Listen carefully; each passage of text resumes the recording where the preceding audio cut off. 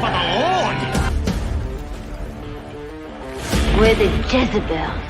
That's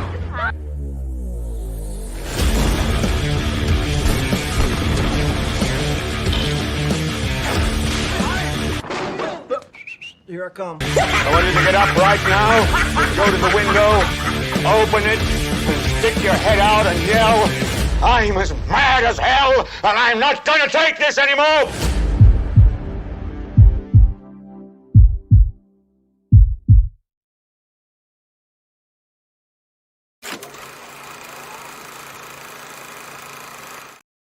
Oh man, had a brief moment of Groundhog Day.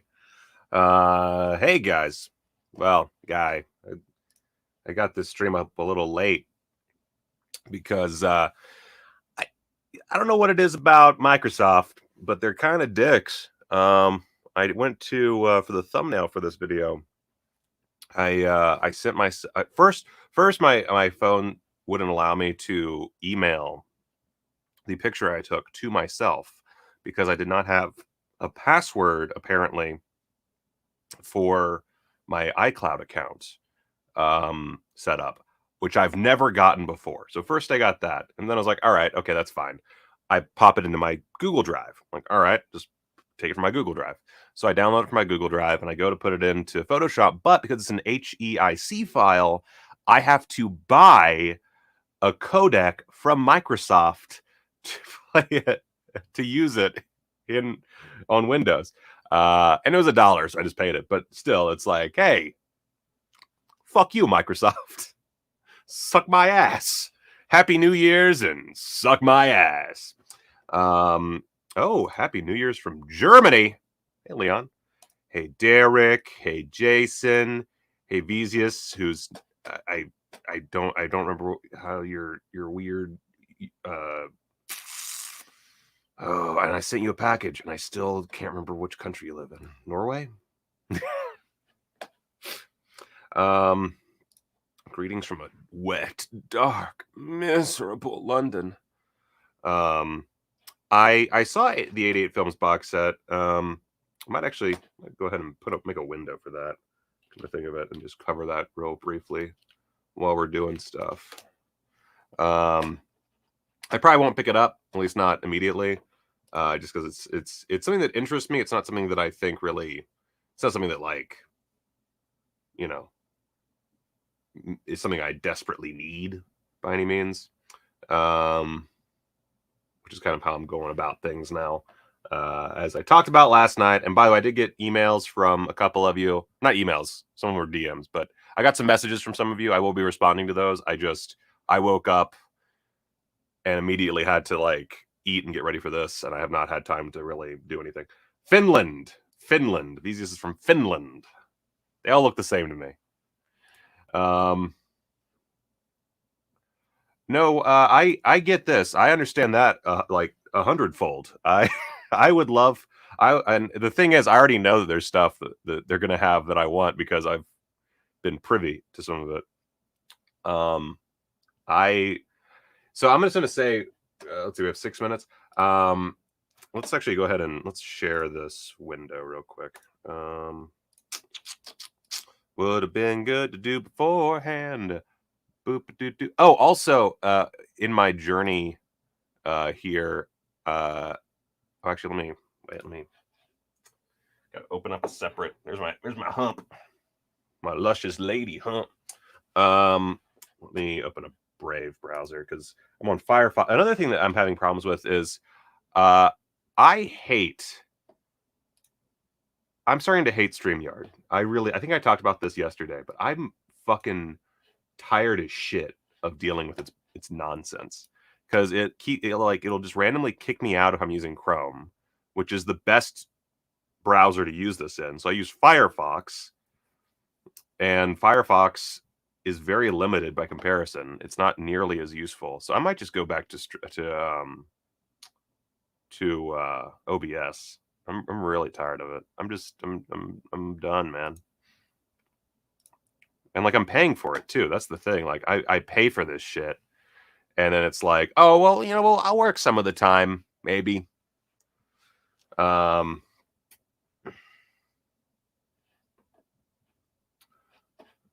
Yeah, it's. I mean, it's. And yeah, I'll respond to your email. By the way, I took a brief. I just didn't have time to respond to your email, but I did read it. And I love Doctor Who. I'm a huge Doctor Who fan.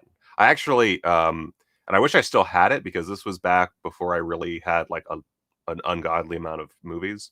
But my wife's dad built us a TARDIS bookshelf where it was like full size. I mean, it wasn't as deep, but it was full size, and you open it up and there's shelving. And we gave it to some friends in Asheville because we moved across the country and we're like, we're not going to haul this thing across country. But it was really cool and it would be great to have to like for my porn. But well. Anyway, so what was I was going to talk about something.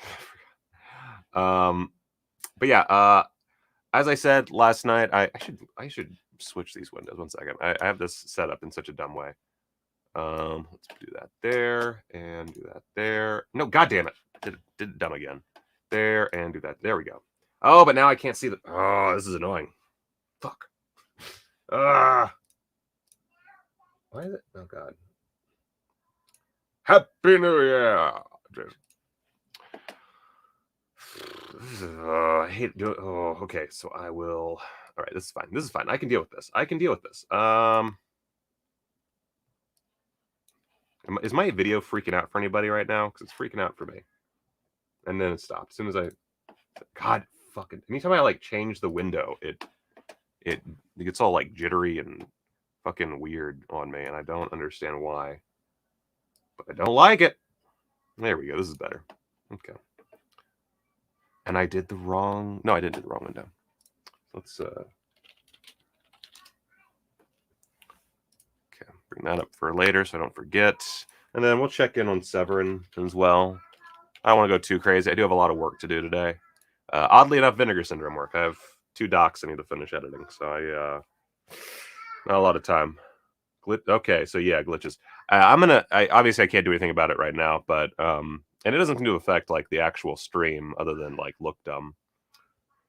So I think I'm gonna switch back to OBS, which is a bit of a process because like I don't have my quadruple BN intro saved on this computer. So I have to go back to my old computer and find that, and I have no idea where I saved it. I guess I could just make a new one. Or just abandon this show entirely. Yeah. Is the audio okay, guys? When it's glitching out? Not that I shouldn't glitch out too much more. Oh, and then we start glitching. Ah! And I checked, by the way. I did check that it was not like my setup. Because I went into OBS and I tested everything out, and it did fine. There were no issues whatsoever. It is strictly StreamYard. And I don't know why, but I'm so tired of StreamYard. I'm sick because I pay for it, and it's like if I'm gonna pay like OBS, I don't have to pay for it. It just works and it's free. Oh my god. All right, yeah. So that's fine. This is mostly we're gonna be focusing mostly on all this bullshit anyway. So let's see. We've got 1 minute and 30 seconds. So let's see. What can we expect here? What can we expect? Oh wow, that doesn't work at all, does it? Let's see here. Let's make this a little less awful. How about that? Okay, and then we'll just. All right, we've got 1 minute to go through this. All right, so we're about to relaunch. Subscriber Week 2023 begins, which is really exciting. Your only chance to become a subscriber in 2023, plus a special 10 for $10 each section, refreshed daily. 10 for $10 each section. Full VS catalog, 10 brand new Vinegar Syndrome and sub-label releases, 9 new partner label releases, limited stock of out-of-print stuff, and all that shit. So yeah, as I noted, I will not be, unless something magical happens, I won't be partaking in the subscriber week, or in the subscriber package this year. I really want to. I really, really do. But especially knowing like what's coming, like it's pretty rad. But I just don't have the money. Just don't have it. All right, 13. Okay, all right, we're doing the countdown. 10, 9, 8, 7, 6, 5, 4, 3, 2, 1. I guess I need to do this. There we go. All right, here we go. All right, baby. All right, so subscriber week. We got a product timeline added daily at 12:01 p.m. I guess this means I have a full week of shows. Today, we have 4 Vinegar Syndrome, 1 VSU, and 9 partners. We're celebrating 10 years of Vinegar Syndrome. All right. So this is, oh man, this is exciting. Okay, here we go. They are just, oh boy. Wow, I did not, okay, this is really, oh boy. Okay, so actually, let's take a really quick peek at the partner labels just to get a look, see if there's anything pressing. Okay, there's some really interesting stuff in here, including Attack of the Beast creatures. I'm glad I watched that shitty YouTube rip. I was actually, you know, it's fucking funny. I wrote a partial script for a video on Attack of the Beast creatures. I just never finished. I guess I need to bring that out again. Damn. And then we have the 10 for $10 section, which cool. Wait, so you can, let me look at this. Wow. That is that's cool. Nothing too striking, although Ladies' Night and Her Wicked Ways don't have that. Anyway, let's check out the top of the stuff. This is a great selection right off the bat. Like, this is a good way to start. First off, sidekicks. I did a couple interviews for this. Let's see. So this is Jonathan Brandis, Chuck Norris, Joe Piscopo as in multiple roles. I love is a strong word. I learned to really enjoy sidekicks. Sidekicks is, by the way, it's amazing this is a 4K. That's fantastic. This is a 4K. I did not realize it'd be a 4K. So it's the story of a boy who has asthma and, you know, kind of sucks. For some reason, the girl that he likes also just already likes him, so that's good, I guess. And he loves Chuck Norris, and he just fantasizes about Chuck Norris all the time. And he wants to get, you know, he wants to be like Chuck Norris, and that's what leads him down his path to, you know, becoming a champion, is just really loving Chuck Norris and having an imaginary friend. And it is dumb as shit. It's directed by Chuck Norris's brother, Aaron, and Aaron's a cool guy, really weird. Let's see here. So I'm not going to go through all the deets there, but it's a lot. I think this is a lot of fun. This is one I like because it's got that right amount of 80s cheese to it. It's kind of schmaltzy. Has a great performance from Beau Bridges. Julia Nixon's also really good. And Joe Piscopo, man, I love Joe Piscopo. Plus Jonathan Brandis, the late great Jonathan Brandis. You know, sad story, but he left behind some really strong performances, including this one. So yeah, all shot in, I think, Austin, Texas, maybe Dallas. I don't know Texas that well, but shot in Texas. Let's see here. Brand new commentary track with director Aaron Norris. Fan commentary track with filmmaker Joe Begos and friends. That's cool. Butch on Sidekicks. An interview. Oh, right. I named this. That's why it sounds familiar. Got an interview with director Aaron Norris that I did. Interview with producer Don Carmody that when I say I did, I edited. I didn't shoot these. I also did Kata Queen.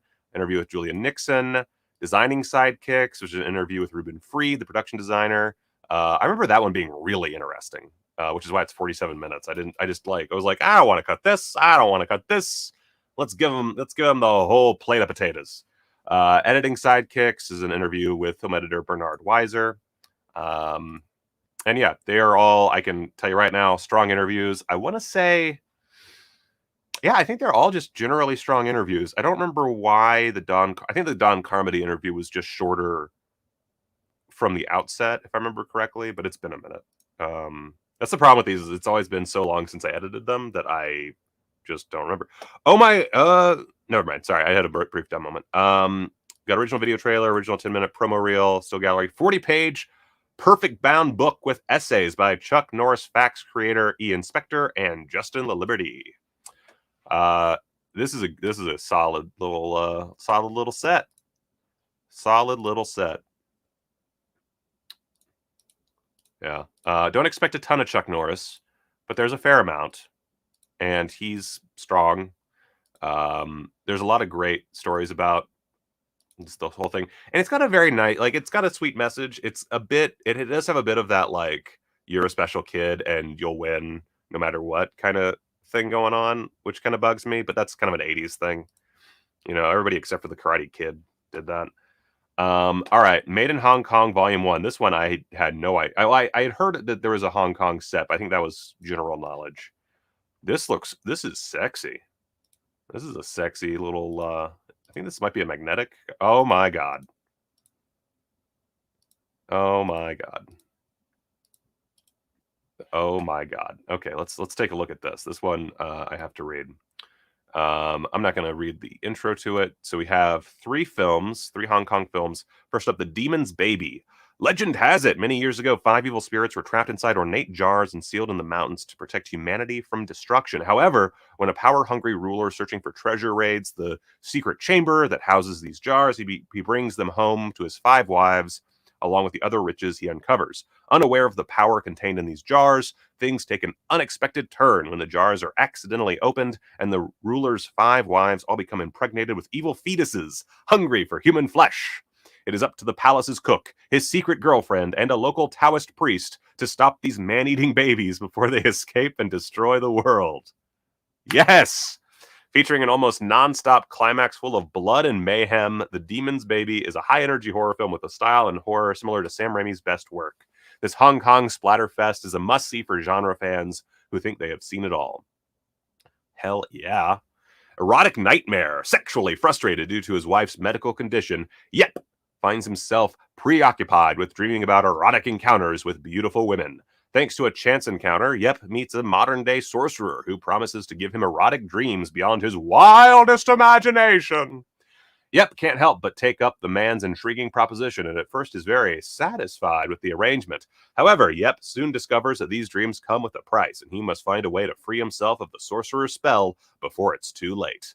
Appropriately titled Erotic Nightmare, is a Hong Kong shocker that is both equal parts sexploitation film as it is horrific morality tale, featuring an excellent performance by Hong Kong legend Anthony Wong. Erotic Nightmare is sure to arouse the interests of any genre fan. And then we have The Deadly Camp.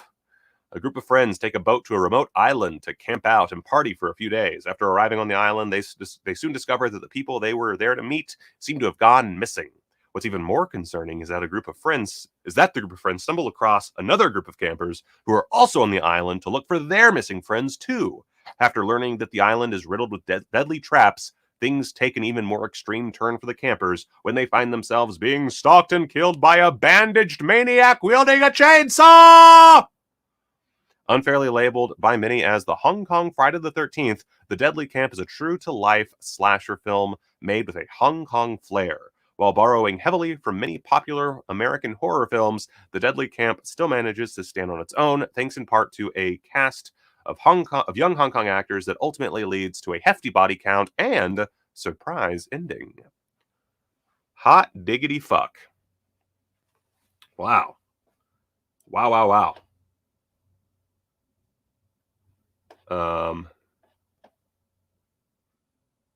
Man, this I'm super pumped for this. This is already like, ooh boy. Okay, so that's sick. Also, $43, not bad. All right, Vinegar Syndrome presents From Beyond on 4K UHD. So this is a fun one. This one I did a feature-length documentary for. Love this cover art. This is I actually there was, I'm not going to say who it was, but when I was going through the interviews, there was one interviewee who mentioned how awful the Shout Factory cover art was, and I'm so glad that this looks so good. I'm not a huge fan of this like pseudo HDR look, But I think with like the purple motif, it works pretty well. I'm very curious to see the actual cover, but and the back is really cool too. That's really nice. Wow. Um, I'm very curious to see the actual, under the slipcover, the actual poster art they use. I'm assuming it's the original and maybe something else. I don't know. But From Beyond is a great film from Stuart Gordon, and I really enjoy it. And I learned to enjoy it even more because I had to skim through it quite a bit. Basically, it's an H.P. Lovecraft story. This is one of the. By the way, this is if you want like a proper H.P. Lovecraft story, this one really goes for broke. Like this one has like a proper like I think Reanimator is probably a better film, but From Beyond is a better Lovecraft film. It really gets it. It's more sexual and stuff, obviously, but like just all the concepts are so Lovecraft and but kind of transposed to the 80s. It's such a great film. So I'm very excited for this HD or this 4K version. Let's see here. What do we got here? Newly scanned commentary track with director Stuart Gordon and the cast. Obviously, that's an archival one because Stuart Gordon is dead. Commentary track with screenwriter Dennis Paoli. I think that's also. I think almost everything here is ported over except for the doc. I think. Re-Resonator, looking back at From Beyond, is a 97-minute making of documentary. So I will say, for reasons I'm not sure I can really go into that much, this is one of those films this is one of those docs where there's not, it's a little, it's very informative and it's, I think, pretty good. There were a few, how to put this? When you're working with major studios, there's a limit to what you can do with bonus features, and so there was a limit to what I could do. What I'm trying to say is it's not my favorite editing that I've done. It's not bad. It's not bad by any means. It's just, it's one of those things, and I think this might just be me as someone who had to like work on this for weeks on end. It doesn't really meet my personal standard. It's definitely better than some of the other stuff I've done for Vinegar Syndrome. So it's like in the middle there, quality wise. As far as the actual like interviews, they're great. Ken Foray is probably the one with the least to really do here. He didn't have a whole lot to say overall, but Jeffrey Combs is great. Barbara Crampton is great. Brian Yuzna is always really good to listen to. Dennis Paoli, I wish I could have included more of, but there's a lot of him, but he talks for so long. Oh my God. Lee Percy is pretty good. Richard Band is great. I just let Richard Band talk for like what felt like 15 straight minutes with almost no interruption. Vanessa Ament, the Foley artist, I love her. Oh my God.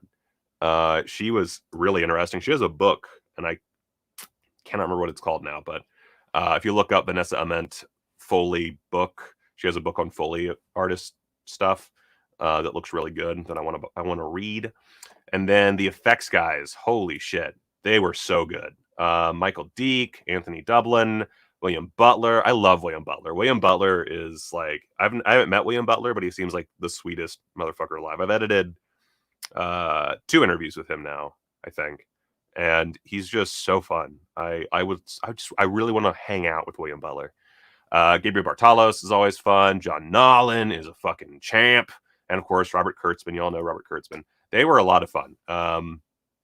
Like this was a tough one to make because this could have been a 3-hour documentary, but I managed to kind of crush it all down into 97 minutes.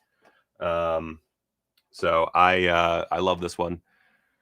And then it's, again, I think these are all carried over from the old Shout Factory release. So, I mean, I think this is a strong package. I mean, you get the old commentary tracks. Nothing new as far as I can tell. I feel like they would say if this was a new commentary track with Dennis. But it's newly scanned and restored in 4K from its 35mm original camera negative. So that's going to be fun. I don't know if that's what I used for the doc, so I don't know if I've actually seen it or not. But either which way, it's a beautiful film. It looks great. And this is one of those cases where you really have, like, a lot of the docs that we do, you know, there's a certain, like, it's kind of limited because, like, there'll be like a big like Freeway. They weren't going to get Reese Witherspoon for the Freeway doc. They weren't going to get Kiefer Sutherland for the Freeway doc. So there's automatically like an issue of, well, we don't have like the major parts, which I don't think is bad, but it definitely, I do see people like the Birds doc. I know that there were some people that really didn't like that because it didn't have, you know, really any notable people in it. But this one got fucking Jeffrey Combs, got fucking Barbara Crampton, got fucking Ken Ferreg, got the fucking screenwriter, got fucking Brian Usna, like, got Richard Band, like, you got all these major elements. You got the editor, the Foley artist, which is much cooler than you would expect. And oh god, I hit the thing. And like all these, and like so many of the effects guys, oh my god, they had so many great stories about working in Rome. Like, it's so cool. So this is a phenomenal release. I can tell you right now, sure as fuck, amazing release. Definitely want to get this.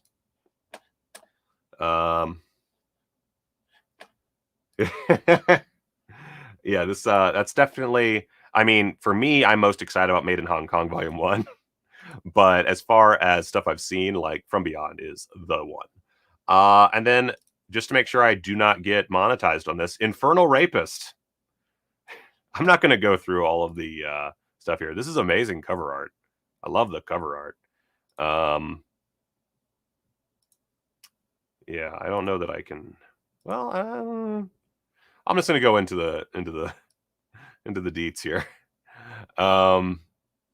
Let's see. Carlos, a serial rapist known as El Gato, is strapped to an electric chair and executed for his vicious crimes. But before crossing over into the afterlife, Carlos is visited by a satanic spirit in the form of a beautiful woman, who makes him an offer that he cannot pass up. After literally making a deal with the devil, Carlos is brought back to life and allowed to continue his drug-fueled spree of rape and murder in order to appease his new satanic ruler. However, the police are hot on his trail, and they discover that this new wave of killing seems to be linked to El Gato, thanks in part to the signature Carlos is required to leave behind at each murder scene, a 666 carved into the victim's body.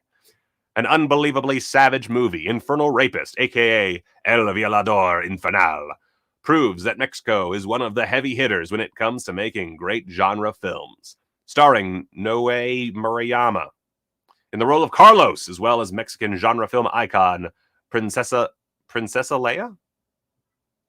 I don't know who that is.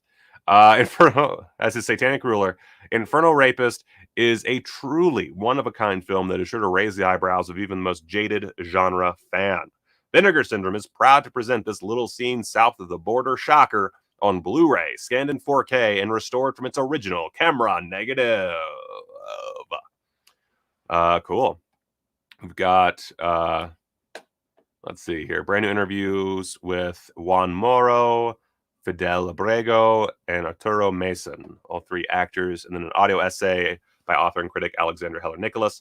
Pretty lax on special features, but it's called Infernal Rapist. Like, come on, guys. Come on. And then Frostbiter. This is another one that I worked on. I love Frostbiter. Straight up, Frostbiter fucking rules so hard. It is. It's also, if you look, it's also called Wrath of the Wendigo. If I remember correctly, Wrath of the Wendigo is the original title, and then someone was like, "We should call it Frostbiter." I think this might have been like a Trauma thing, maybe, where they got it and called it Frostbiter. I don't remember off the top of my head. They talk about it in the interviews. But Frostbiter, aka Wendigo, is look at this. Let's take a look. Let's take a little peeky poo here. Love it. Love it. Love it. Love it. Love it. Love it. Love it. This is, and it's got so much, like this whole sequence is amazing. Oh god, I love those little demons. I love the Wendigo. I love, oh my god, this whole movie, the music, everything is so good. Oh man. So, and I'm going to read this just because I want to sell you. I want to sell you on this movie. Long ago, the mighty Wendigo was defeated and buried in a secret place known only to a select individual tasked with protecting this holy ground, lest it be revived from the grave. When two arrogant hunters, Gary and Dave, stumble upon the Wendigo's final resting place and kill its elderly protector, they unknowingly revive the ancient demon, which gorily dispatches Dave. Poor Dave. Taking refuge with another group of hunters in a nearby cabin, the posse are set upon by all sorts of ghoulish creatures, not the least of which is the Wendigo itself. Meanwhile, a young woman named Sandy begins to experience visions telling her that she must now kill the Wendigo. From the snowy wilds of Michigan, Tom Chaney's Frostbiter, aka Wendigo, is a highly ambitious indie horror gem, which, inexplicably, remained nearly unreleased, save for some local screenings for the better part of a decade following its late 80s production. Featuring clever use of miniatures, highly stylized camera work and editing, frequent gore, and loads of wintry atmosphere, Vinegar Syndrome is overjoyed to at last debut this folk horror-infused regional creature feature on Blu-ray, newly restored in 2K from its 16mm camera negative and bursting with extras that are sure to rip your head off. Oh God! Oh man! I'm so happy for this one. Brand new audio commentary, brand new commentary track with co-writer director Tom Chaney, moderated by Michael Felsher. Wendigo Make a Movie, an interview with co-writer director Tom Chaney. The Many Hats of a Wendigo, an interview with producer David Theory. What Were We Thinking, an interview with actor Alan Madlane. Frankenstein's Wendigo, an interview with stop motion animator Dave Hetmer. A Friend in Need, an interview with actor John Boussard. Sound of the Wendigo, an interview with sound editor and actor Paul Harris, plus an archival featurette with actor Ron Ashton, original Wendigo promo video, original Frostbiter video trailer, behind-the-scenes footage, footage from the Michigan premiere, archival trauma introduction and promo video, behind-the-scenes stills gallery, reversible sleeve artwork, blah, blah, blah, blah. Ron Ashton, by the way, is great in this. I cannot recommend this. It's basically a bunch of friends decided they wanted to make their own Evil Dead, and they did their damnedest. It is an absolutely bonkers ride, and it's full of what I love about it is a very inspiring film because it is a bare bones production, and they fit so much style and fun and creatures and bullshit into this production, and it is so good. So very highly recommend this movie and very highly recommend this release. Also the God damn it. There we go. The interviews are really interesting because they I don't know what the full story is, but the director works at this film school over in Michigan or whatever, and they used, I guess, the film students and their little studio and equipment to do the interviews themselves. And so there's this weird energy through it all that's very just bros and fam coming together to talk about this thing they did this all so long ago. And it's funny. It's a very funny set of interviews. None of them are very long. I think the longest is maybe 20 something minutes at most, I think. But they're a lot of fun to watch. I almost made it one piece, but it was a little too all over the place to really make one piece. I think this is also when I was doing the From Beyond doc, so I was kind of splitting my time. But it's a lot of fun. It's a great. I can tell you right now, it's a great release. So overall, this is just solid. As far as CT asking, isn't there supposed to be a VSA? As per the schedule up here, we've got a VSA coming tomorrow, VSL coming Tuesday, Picorama on Wednesday. There's a merch day on Thursday, another VSL on Friday, and then a VSA on Saturday. So let's see what the subscription looks like right now. Good Lord. I can't do that. Let's see here. Oh yeah, and I get a $70 coupon, so it's $910 for me. I don't think so. I really want it, but let's read through here, and then we'll go to the partner label. Let's see here. In 2023, we're confident your mind will be blown even further as we dig deeper into the rarest, weirdest, craziest, and most unexpected genre cinema ever made. By now, you've hopefully checked out the January slate and have a good idea of what's to come, with the first of numerous outrageous gems from Hong Kong, kicking off this month with a delectable set containing Demons Baby, Nightmare and Deadly. By the way, I know of at least one Hong Kong release that has not been announced yet, and it's good. It's real good. Like, I'm so mad I can't do this because I might have mentioned this before. I don't get copies of the movies that I edit extras for, so like I really want a lot of stuff for this year. Like this year is going to be fucking gangbusters. I would say that this year I don't know enough to say this for sure, but I'm willing to bet this year is going to blow 2022 out of the water. I think. And I could be wrong. I could be full of shit. It could be that I just happen to have worked on some really strong stuff and then everything else sucks ass that I haven't heard of. But I highly doubt that. And based on what I've heard, which I can't really, again, I can only say so much, but I think we're in for a fucking baller ass year. But anyway, let's see. Blah, blah, blah, blah, blah. Yeah, all the stuff that we've already seen. As the year rolls on, look out for the Blu-ray disc debut of regional chillers like Curse of the Blue Lights, an exclusive new restoration of 80s horror classics like The Devonsville Terror, which that's been... I did those extras, like... I think that was like my second set of extras I edited. It's been in the pipeline for a while, so I'm really glad that's finally official. Devonsville Terror is a good bit of fun. It's not amazing, but it's a nice little Louis Lamel joint. And the extras are really solid. And that's just what I worked on. I don't even know what else is on the disc. Never on disc, 70s drive-in favorites like Arnold from 1972. That's pretty cool. Along with plentiful gialli, Mexican exploitation and horror. Our first ever Brazilian release. Okay. Never on disc, slashers, and much more. Also, as this year marks our 10th anniversary, we're preparing a mega 10 film collection which brings together an array of exploitation insanity you never dreamed you could see. God damn. Also, since this is their 10th year, they're going to go hard. Like, it doesn't make any sense not to go hard. On the UHD front, we're upping our game even further with a killer assortment of films ranging from gialli to slashers to monsters to a notorious early Euro gore fest. As a subscriber, you'll not only get every single Vinegar Syndrome branded release, including all slipcover hardbox editions, mystery and surprise titles, etc., at 50% off SRP, but your orders will ship before everyone else's.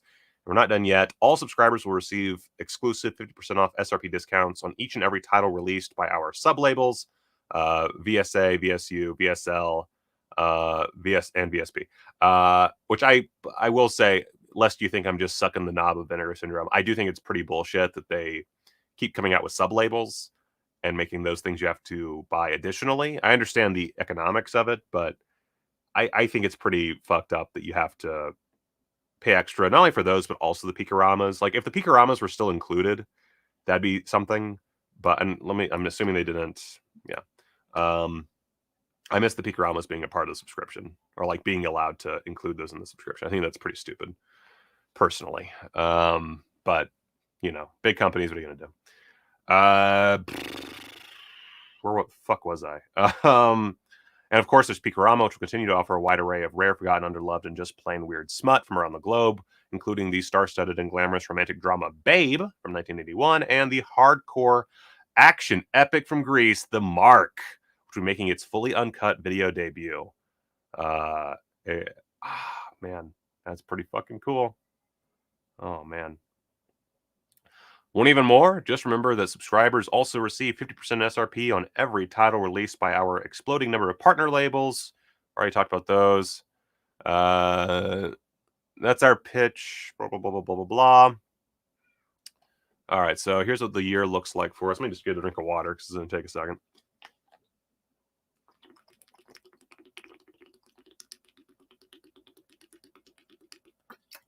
Oh, my God. No, we'll. Oh God. Oh Jesus. Unless something is off here, I don't believe it'll just be one Peakorama. It should be no. Yeah, it's definitely multiple Peakoramas. Yeah, it's just one this week. That's all. All right. So January, got From Beyond, Made in Hong Kong, Volume 1. We already talked about that. God damn it. But 4 releases this month. 3 releases in February. A gory Hong Kong horror film, which I don't know if that's the one. I don't know. I don't know which one that is. The Devonsville Terror. Hell yeah. Eastern Euro sci-fi weirdness. I love Eastern European sci-fi weirdness. That's exciting. March 2023, UHD debut of a demented 90s classic. I think I know which one that is. And if so, that's rad as hell. But that's tough. That's tough. And here's another problem is because I work for them now, I can only speculate so much because there are things that I do know. So I'm just going to put it out there. If I don't talk about something, it's because I just can't talk about it. 3 film Mexican Gothic set. That one I don't know about because I don't work on things that are in Spanish. UHD debut of 80s Italian horror. 80s Italian. That could be like anything. Maybe was there a US release of Beyond the Door? Or wait, that was 80s, right? Am I crazy? I feel like I know Arrow put out Beyond the Door. No, that's 74. Never mind. Wow, I really fucked that up. All right. I don't know. I have no idea. Anytime it's 80s Italian horror, it's just like, who knows? They made a lot of them. Let's see here. Curse of the Blue Lights, plus a Blu-ray and UHD debut of an 80s regional slasher. Again, I don't know. Bizarre British exploitation / horror. That's another one where it's like, how do you even guess? May, 5 releases. The 10th anniversary 10 film collection. I'm really excited about that. That's fucking rad as shit. Plus 2 more horror UHDs and a truly killer set of surprise titles. Maybe our best yet for the halfway sale. That's exciting. Wow. It's gonna be a hell of a halfway. Man. Oh, I really want. Oh God. I might do a little bit of accounting to try and figure this out, but I don't think I can do it. I'm glad that we have a week. That's good. I have a week to rob a bank. June 2023, no releases planned. So that'll be like a partner week or partner month. July, 3 releases. We got 3 horror and exploitation Blu-rays, including a multi-film collection. So I would say that's probably. Would they say? I feel like that might be like maybe another Giallo set or another homegrown horror set. I would hope, but I don't know. And then August, another multi-film collection, more regional horror and international exploitation. Cool. September, we got Arnold plus a Spanish horror box set, a never on disc slasher, and a squirm-inducing Hong Kong treat. Okay. So that seems like a Cat 3 situation to me. October 2023, a horror box set, which could also be like a homegrown thing, maybe. The UHD debut of a Notorious Euro Gore Fest. Notorious Euro Gore Fest.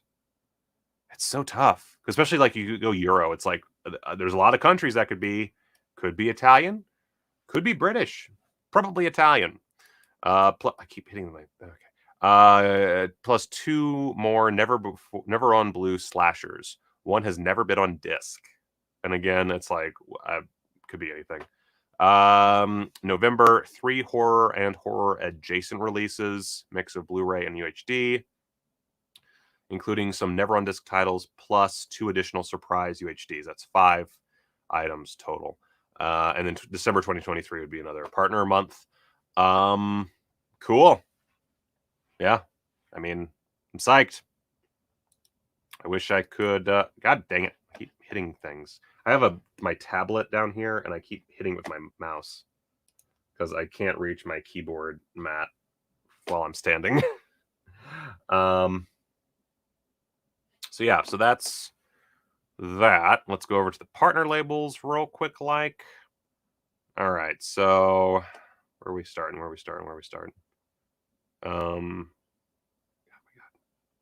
When I Consume You. Don't know what this is. Yellow Veil Pictures. Wait, what? Is this just in? Wait a second. Well, this is weird. Okay. Siblings Daphne and Wilson Shaw practically raised one another. They've protected each other from everything life has thrown their way. Daphne's professional life is soaring, and she's looking to adopt a child. Wilson is interviewing for a position at a local school, hoping to become a teacher, but Daphne has an unsettling, dangerous stalker whom she can't seem to shake, now threatening to destroy them both. They hunt for their tormentor through the shadowy streets of Brooklyn, honing their bodies and minds for a showdown, but this foe may prove to be more than they can handle.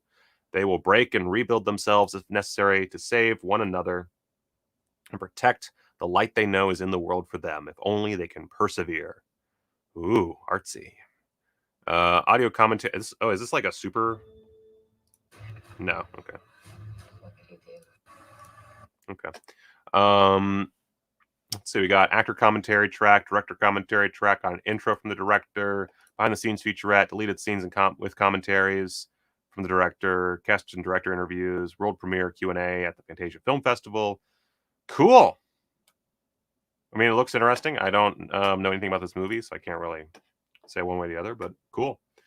Oh, Umbrella is now a partner label. That's weird.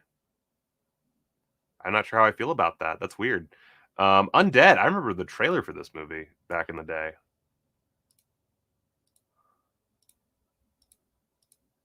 Oh. That's so weird. Wow. Don't know how I feel about that. Let's see. This blah, blah, blah, blah. An onslaught of meteorites crash land in the small country town of Berkeley. The bombardment brings with it an otherworldly infection. The living dead are awoken in a small band of desperate survivors led by a local beauty pageant winner, Renee, and town loony Marion. Fight for survival in a world gone mad. The Spirit Brothers Undead is packed with action, loaded with laughs, and filled with wild twists and turns, defining it as an Aussie cult classic. Okay, we got audio commentary with the directors and cinematographer. Got some old, like, on the set, a short film, making of. I think these are all ported over from the other release. Booklet featuring an essay by BJ Colangelo. Cool. And poster with new art by Chris Barnes. Cool. That's pretty sick.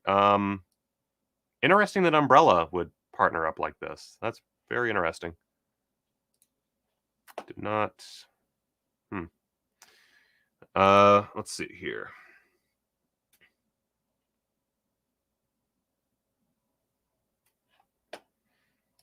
No, just mean if you wait for the sales, you're just smart. That's smart.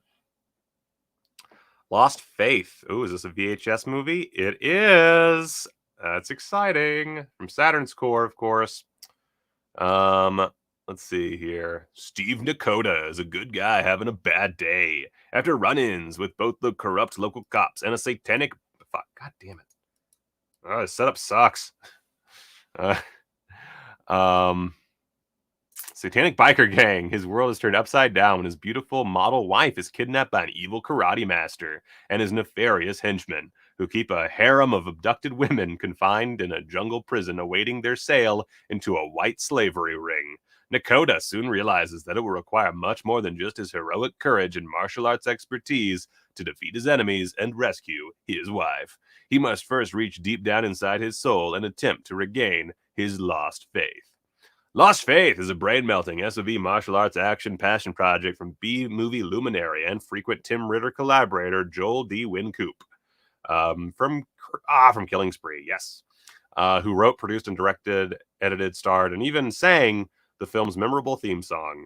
Shot regionally in and around South Florida, Lost Faith delivers a high-octane roundhouse kick of backyard karate hijinks, over-the-top amateur thespians, and a head-scratching dose of Christian moral overtones that land somewhere between the bewildering dual antics of Champagne and Bullets and a Poverty Row Chuck Norris epic. Wow. Over 8 hours of special features. God damn. Let's see. Extended director's cut at a whopping 86 minutes. The original VHS cut got an introduction by the director, got audio commentary featuring the director and assistant director, archival making of documentary that's 60 minutes long, 90 minutes of rare dailies of behind-the-scenes footage, archival TV news interviews and appearances, alternate flashback opening. We got an early Super 8mm film by the director, as well as a sequel short from 2018, and the director at Screamfest 2007, plus an audition reel, trailer, TV spot. Cool. I'm into it. Love me some SOV goodness. And from Canadian International Pictures.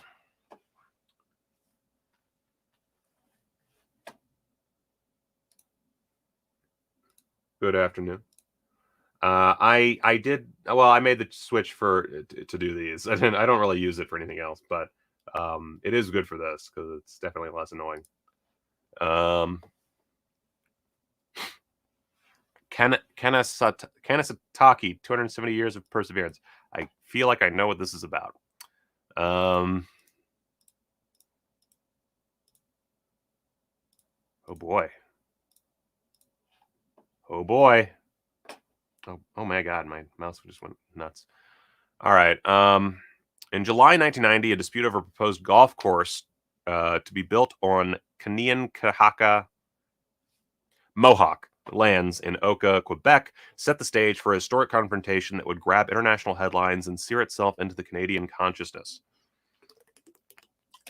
Path-breaking filmmaker Alanis Obumsawin, at times with a small crew, at times alone, spent 78 days behind Mohawk lines filming the armed standoff between protesters, the Quebec police, and the Canadian Army. The result is a uniquely harrowing, unsettling, and impactful cinematic experience.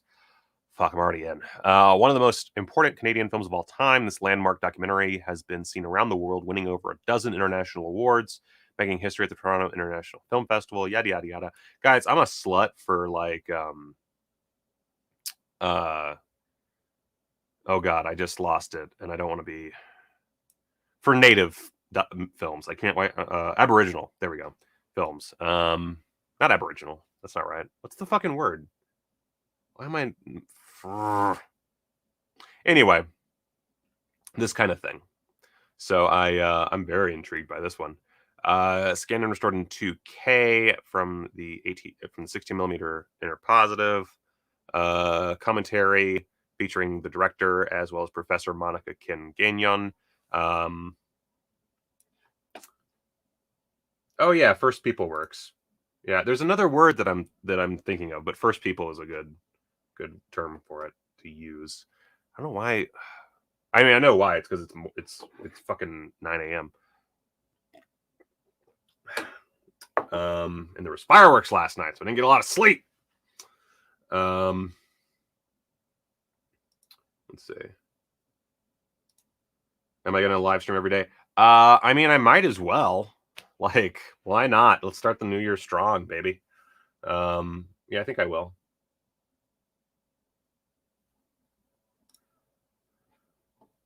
Let's see here. Indigenous. Thank you. Fucking thank you. It was driving me fucking crazy. I don't know why I couldn't think of indigenous. I'm a slut for indigenous filmmaking. There we go. Oh, God. That'd be a good t-shirt. Slut for indigenous filmmaking. I don't think it'll be re-releases. I really don't. Just based on their wording, I think it'll be new stuff. I think it'll be like the what are they called? The 5 films, 5 years. It might be like 10 films, 10 years, maybe that they'll do or something like that. I feel like that makes sense, but it seems like it would be a continuation of the 5 film, 5 years, and maybe they'll like release a couple of them individually as time goes on.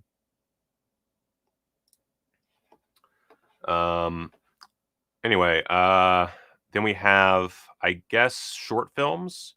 Oh, not even just short films. We got My Name is Kahentiosta from 1995. That's 30 minutes. Spud Wrench, Kanawake Man from 1997. That's 58 minutes. And then Rocks at Whiskey Trench from 2000, which is 106 minutes. So that's a pretty, you can, like, on the one hand, there's not a lot of traditional extras aside from the commentary, but we get 3 other movies. So that's pretty sick. Then a booklet as well featuring writings on the film. This is really cool. Yeah, I want this. This is rad. In Between Girl.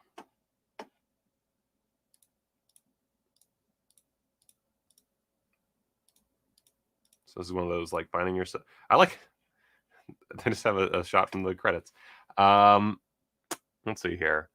After being blindsided by her parents' sudden divorce, 16-year-old artistic sardonic Angie Chin turns to secret hookups with popular jock Liam behind the back of his adored social media influencer girlfriend Cheryl. 2 deleted scenes, cast and crew interview with the Austin Film Society, actor auditions. This is one I'd have to watch first. This I'm by no means against, like, quirky indie dramas, but it's always an iffy scenario. It's always iffy. So that's one I'll have to check out first. But not a bad concept necessarily for an indie film, but that's always tough. Lawrence, you don't need to say sorry. You're Lawrence Harvey. You're fine. But hello.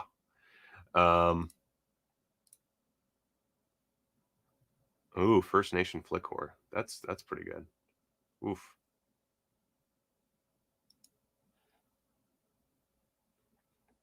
I have not seen When I Consume. Has anybody seen When I Consume You? If so, let us know if it's any good. Let's see, where was I? Oh my god. Oh, this is a fun. This is a rad ass cover from ETR Media. Look at let's big in this. That's really fun. What the fuck is this? Also, where's my? Yeah. I have no idea what the fuck this is. I think this is a doc, maybe.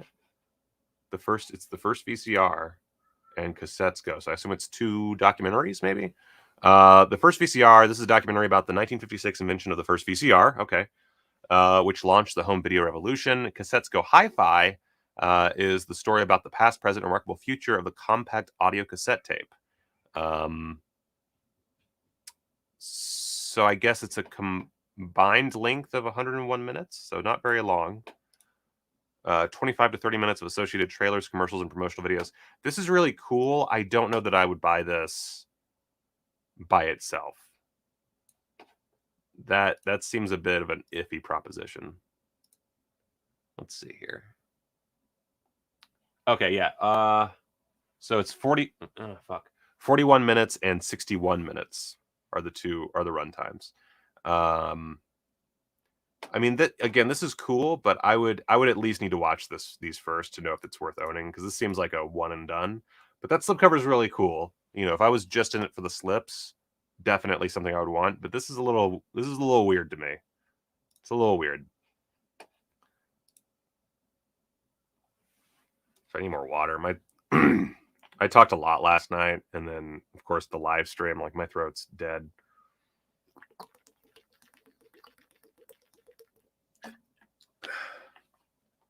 And guys, tell me in the chat, and if you're watching this later in the comments, are you going to be a subscriber this year? If so, why? If not, why? Tell me why you're not going to be a subscriber.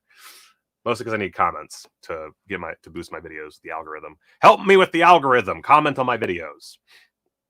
Brother's Keeper. Notably not My Brother's Keeper. Brother's Keeper. Different film. By Farit Karahan. Or Farit Karahan. This looks sad.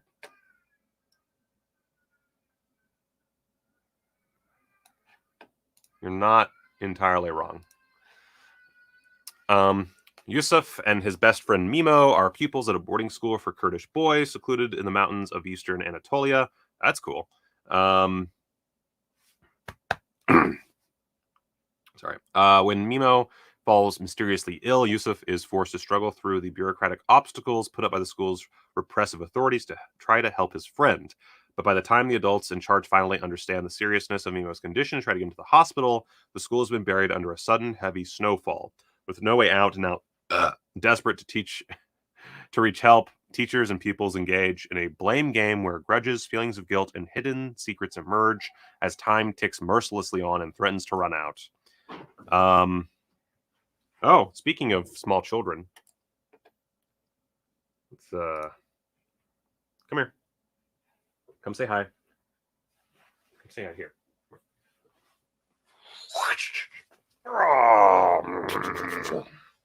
All right, say hi to everybody. Hi. Happy New Year. Happy New Year. Oh, you want to stay in my office with me? Said he wants to watch TV in your house. I'm gonna watch TV. We can't watch TV right now. I'm doing a stream because I have to do stuff. I want to Can you watch it silently? Okay. All right. Let's do this experiment. All right. I don't have my remote, so let's just one second, guys. Let's bring up Roku. Doop. How's your stream going? Stream's going fine.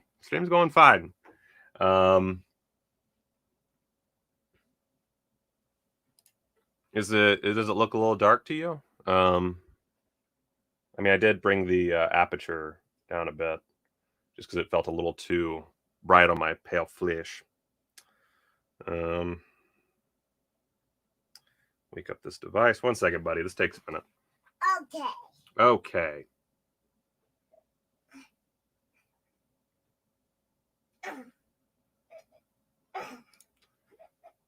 All right, there it is.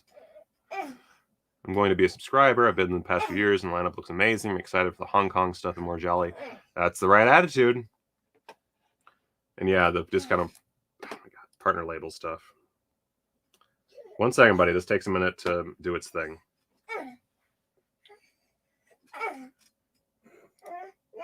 Oh yeah, I don't really have obviously I have this purple light back here, but my key light is literally right here, so it's very constrained, and I have it hitting the wall, so it's a little softer, but it's not it's not reaching out too much.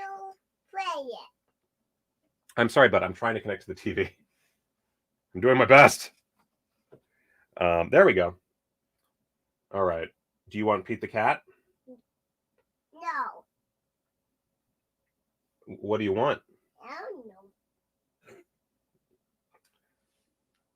What? 1 second. It's being a jerk. I also just take him out. No, it's fine. I'm. Oh my God! Ah! It connected. Why is it not connected? Try again.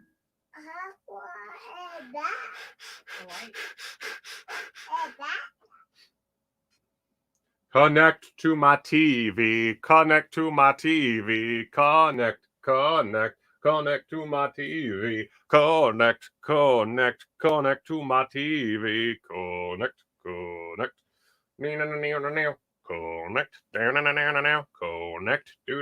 Do. This is my connection dance, asking the connection gods to connect. There it is. Okay. All right. You want what do you want? You want Blippi? You want me to?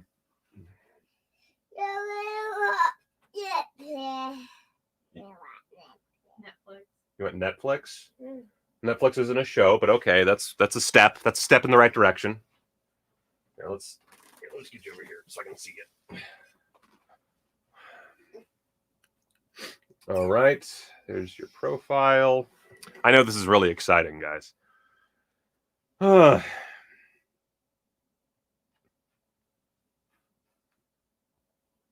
right, Do you want Masha? Do you want your favorite weird Russian child? You want Masha's scary stories? Or spooky stories, whatever? He wants you to start over though. Or he's going to tell you to start over. Okay, we're going to play from beginning. And... Okay. Cool. All right. I guess just call me if you need me to get him. Okay. Let's see here.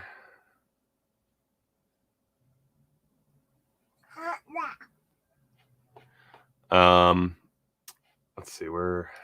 There we go. All right.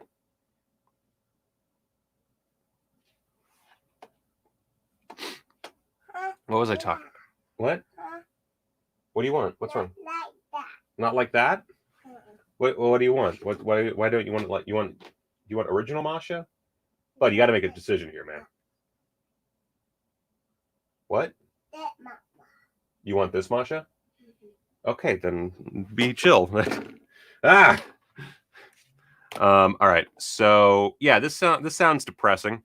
I mean, this is one that I'm curious to watch. It seems like an interesting film. I don't know that I want to own this. If you want it loud, you got to come into the living room. Yeah, I can't do audio, bud. No. Yeah. Okay, come in with me. You want to watch Godzilla? No. You want to watch Gamera? No. Need that. Okay, then it has to be silent if you're going to be in here. You have to just enjoy the pretty pictures, pal.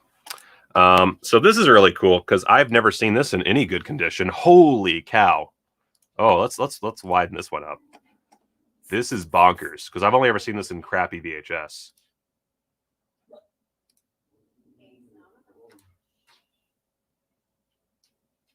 Oh man, this is such a fun movie. Oh jeez, I'm really excited for this to finally be on disc. So thank you, Agfa. I can't do loud, buddy. Why not loud? Oh, buddy, Oliver. Hey, if you want it loud in the living room, you have to go to the living room. Okay. Okay. Why I not go down Bye. All right. That lasted about as long as I thought it would.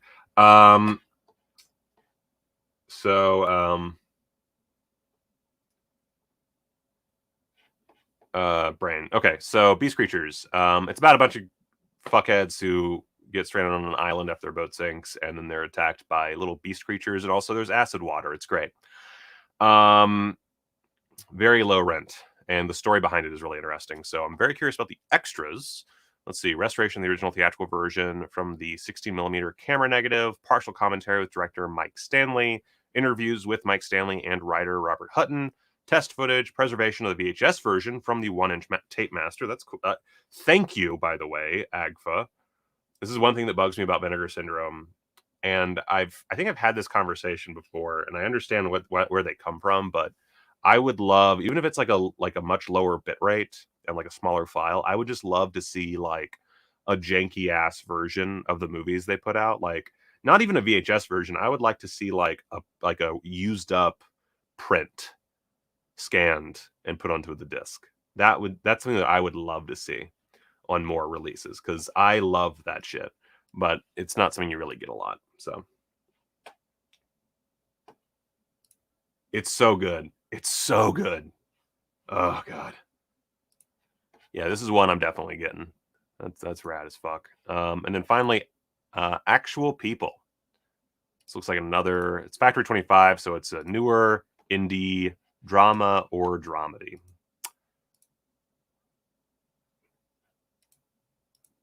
Yep. That's a fun shot, though. I like that idea. That's cute. Actual People. All right. So this is one you definitely can stream somewhere, I'm sure. But this is from 2022. On the precipice of her college graduation, Riley is frantically searching for connection, jealous of the job offers her classmates are receiving, and desperate to regain control of something. She decides to win the affections of a boy from her hometown of Philadelphia. An exciting, honest film by and about a young woman of color, Kit Zauer's feature debut captures Gen Z's anxieties and hopes as they are launched into adulthood. I am curious. Like, I am very curious. Anything that's about the newest generation and made by the newest generation does intrigue me quite a bit, because I'm curious how it differs from the millennial way of doing this.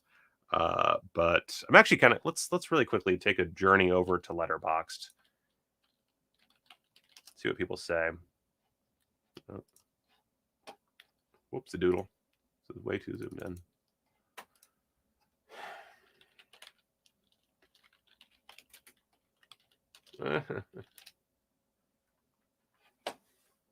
Enjoy your sports. All right, let's see here.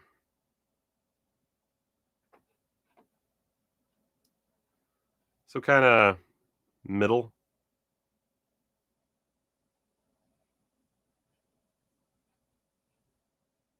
Maybe a bit of a mumblecore thing. Okay, so it's a mumblecore type movie. Yeah, that doesn't really appeal to me, but I'm very curious. But also, again, mumblecore. Which, oddly enough, I've always wanted to do a mumblecore movie, but I don't want to make anything that's going to be a total pile of shit. So I've never attempted it. Anyway, region-free Blu-ray, commentary by Kit Zauer, 2 short films by Zauer, or Zohar, I have no idea how to say her name, a trailer and a 20-page booklet with an essay by Kit Zauer and an interview of her by A.S. Hamra. Cool. And that's the partner labels. Yeah, that's everything for Vinegar Syndrome Subscriber Week, Day 1. Pretty strong start. Obviously, as we go, it's not going to be quite as bonkers because it's just one thing per day. But, nifty nonetheless. I'll do little small streams the rest of the week to, contend with that. And, yeah. Cool. Real quick, we'll just take a look at 2 other things. Vinegar Syndrome, or Severin didn't do anything, right? Or did they? No. They didn't dare to fuck with anybody on this, the day of days. So, yeah, I didn't talk about this before because I didn't do a show. But there's a few new things coming from 88 Films. And a lot of it I don't give a shit about. But notably, there's the Saucy 70s set, and also they have Cannibal Holocaust coming out on UHD and Blu-ray, which I'm assuming Grindhouse is also doing. I don't know, but seems likely. Is a brand new 4K remaster from the original negatives. Rest in peace, Ruggero Deodato, by the way. Absolute king of kings. Audio commentary with Kim Newman and Barry Forshaw. Let's see. Brand new interview with Ruggero Deodato. That's pretty cool. Or is it Ruggero? Is it Ruggero or Ruggero? I just realized I don't know.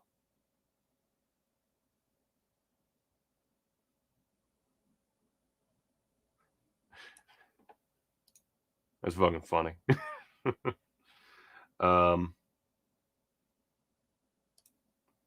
I accidentally didn't get the other Error 444's release. I thought I had, and then I realized afterward that I did not. So no, I only got that first set, or that first release, and then I fucked up. And I don't know that I'll be going back to it just because, it's just so much stuff. It's everything I talked about yesterday, basically. Just I can't contend with all the releases coming out. Let's see here. It looks like a lot of stuff ported over otherwise. So yeah, UHD of Cannibal Holocaust. I'm kind of intrigued. I don't know that I really need a UHD of Cannibal Holocaust, but at the same time, I don't own it on disc, so it depends on what Grindhouse Releasing does on their end. Saucy 70s, a British sex comedy threesome, deluxe collector's edition. This looks fun. I'm always a little iffy when it comes to sex comedies because sometimes they can be a little lame. So I might preview these a bit and see if they're worthwhile. Let's see. So we got the Sex Thief, Au Pair Girls, and Zeta 1. Got audio commentaries on them all. Actually, that's not true. Au Pair Girls does not have an audio commentary. That one's kind of bare bones by comparison. Got some interviews, some making ofs. 80-page perfect bound book by Simon Sheridan. Of course, double-sided poster. You know, it looks fun. Again, I would need to watch at least one of these and see if it's worthwhile. So I don't know. But yeah, cool.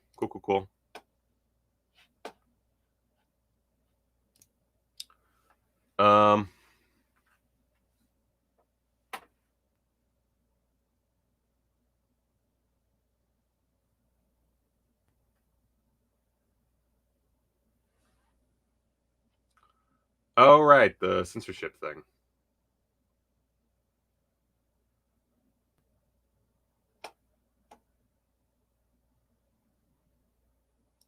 Yeah, I mean, I don't mind the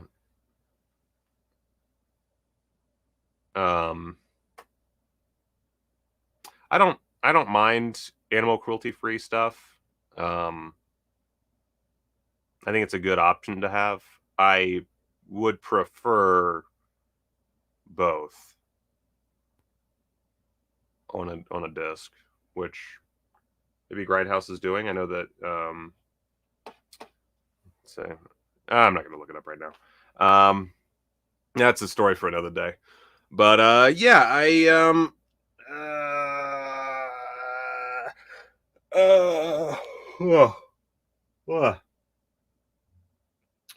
let's see here. Yeah, I don't know. I'm kind of that's everything. As far as I guess I could mention real quick. Let's go back here. The 10 for 10. As far as the stuff that's here, Trauma, baby. Gotta get Trauma. If you don't have Trauma, $10. Holy shit. That's a great deal. Trauma's amazing. Love Trauma. Rush Week is really good. $10. Definitely do that. Last Gasp, not worth it. Don't do that. That's bad. I don't like Last Gasp. So I haven't seen Whatever It Takes, but I mean, $10. That's pretty good.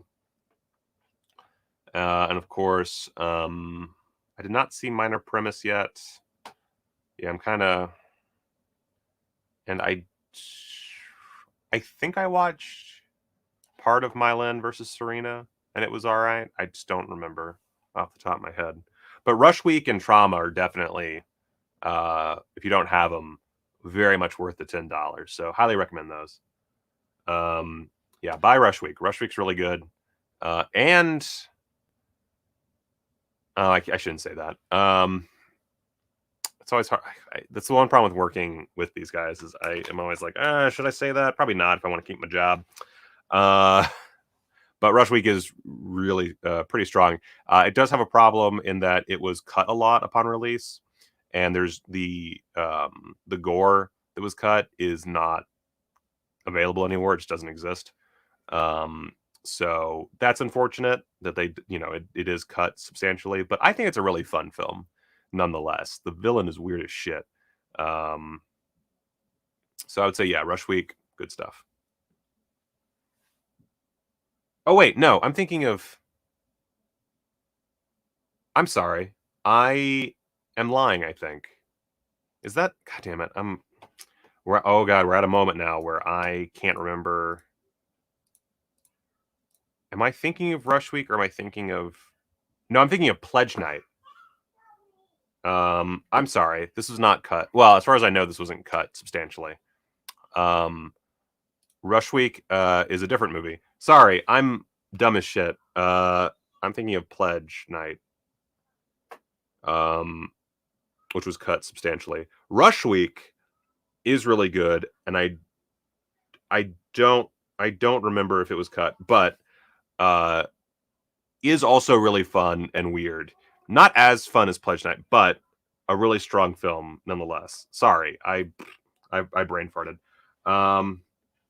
And also, I still have not seen Good Luck, Miss Wyckoff. I keep almost watching it, and then something comes up and it fucks me up.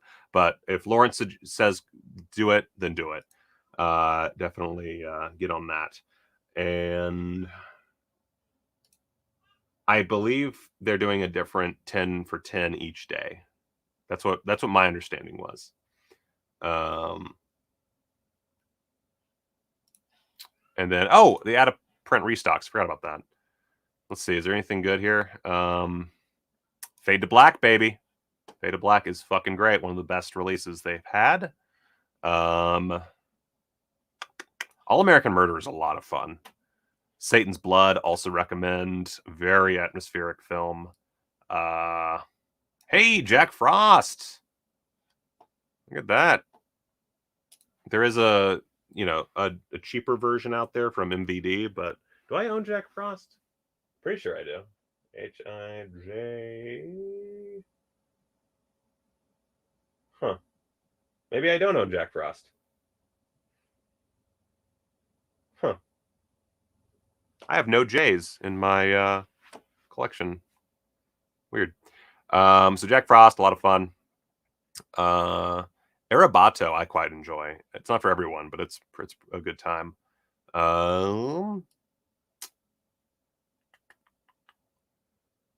Let's see. And then Beauty Day is really good. I've heard great things about The Oregonian. I just haven't watched it yet. But Beauty Day is a really strong documentary. So that's what I would say as far as restocks goes. I think I own everything that's in here. Except for Jack Frost. So yeah, I almost watched Alley Cat the other day, and I still haven't gotten around to it.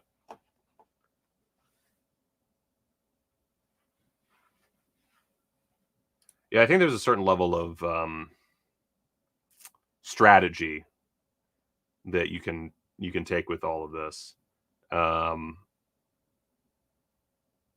to kind of, if you're not getting the subscription, there's a certain level of strategy where you can still save a lot of money. You just have to be careful with how you buy, and you have to kind of keep track of things, which I don't really like keeping track too much, but I guess I'll have to this year, because again, unless something magical happens, like all my money is kind of, I've had, this is a bit too much information, but my hot water heater burst, and then also I have I think a pipe broke between my laundry room and the rest of the house, because anytime the washer flushes itself, our master bathroom floods, which is great. So that's kind of that's a financial worry for me right now. So I don't really want to spend any money, because I feel like I'm going to wind up spending a lot of money on that. So, oh, well, that's exciting. Okay, get Alley Cat, guys. Well, that's kind of what I'm saying, is that it's between that and everything else, there's so many ways that you can get the same or better of a deal if you're just careful. So buy certain things full price, and then wait on other things, pick them up during the sales. That's that sort of nonsense. It's really just a matter of being able to wait. But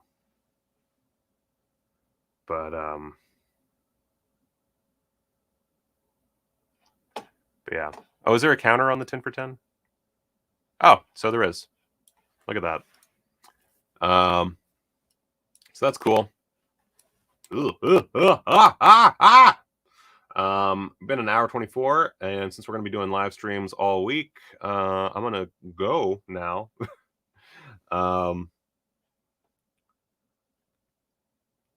That's true. I do know that. So I'm gonna head off now, because I have